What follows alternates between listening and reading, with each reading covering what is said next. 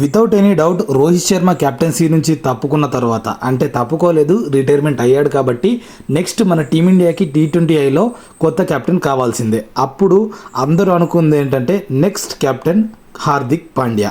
Without any doubt Hardik Pandya మన టీమిండియాని T20I క్రికెట్లో కెప్టెన్సీగా lead చేస్తాడని మనమందరం అనుకున్నాం.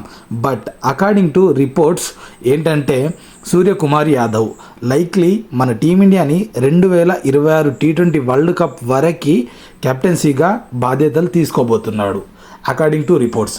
ఒకవేళ ఇదే నిజమైతే గనక 2026 వరకు కెప్టెన్సీ బాధ్యతలు తీసుకున్న తాను వరల్డ్ కప్లో కూడా కెప్టెన్గా ఉండడు అని అంటారా? ఇది ఒక క్వశ్చన్ మార్క్. సూర్యకుమార్ యాదవ్, హార్దిక్ పాండ్యా వీళ్ళిద్దరి మధ్య ఎటువంటి కంపారిజన్ ఉంది కెప్టెన్కి అనేది ఒకసారి చూద్దాం. హార్దిక్ పాండ్యా, సూర్యకుమార్ యాదవ్ కెప్టెన్సీ రికార్డ్స్ T20లో చూసుకుంటే హార్దిక్ పాండ్యా 16 మ్యాచ్లు కెప్టెన్సీ చేస్తే 10 మ్యాచెస్ని విన్ అయ్యిండు, అలాగే 5 మ్యాచెస్ని లూజ్ అయ్యిండు, 1 మ్యాచ్ని టైగా ముగించుకున్నాడు. అండ్ సూర్యకుమార్ యాదవ్ చూసుకుంటే 7 మ్యాచెస్లో 5 మ్యాచెస్ విన్ అయ్యి 2 మ్యాచెస్ లూజ్ అయ్యాడు. ఇద్దరు రికార్డ్స్ కూడా బాగానే ఉన్నాయి. బట్ డిసిషన్ తీసుకునే వాళ్ళు మాత్రం సూర్యకుమార్ యాదవ్కి కెప్టెన్సీ ఇవ్వాలని డిసైడ్ అయ్యారనుకుంటా. ఒకవేళ మీరే సెలెక్టర్స్ పొజిషన్లో ఉండి డిసిషన్ మేకర్స్ చాయిస్ మీకుంటే సూర్యకుమార్ యాదవ్కి కెప్టెన్సీ ఇచ్చేవాళ్ళ లేక హార్దిక్ పాండ్యాకి ఇచ్చేవాళ్ళ? ఒకవేళ హార్దిక్ పాండ్యాకి ఇస్తే ఎందుకు ఇచ్చేవాళ్ళు అండ్ సూర్యకుమార్ యాదవ్కి ఇస్తే ఎందుకు ఇచ్చేవాళ్ళు అనేది కామెంట్ చేయండి.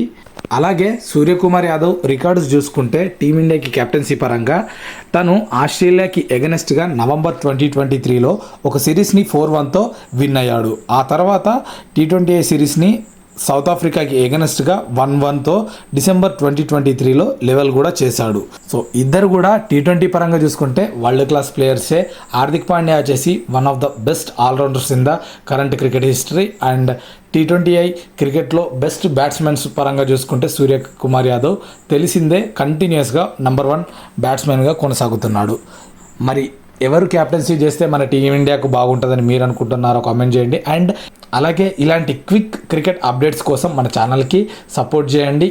ఈ ఎఫర్ట్స్ కనుక నచ్చితేనే ఒక లైక్ చేసి ఛానల్కి సబ్స్క్రైబ్ చేసి ఒక కామెంట్ వేసి నాకు సపోర్ట్ ఇవ్వండి. Thank you.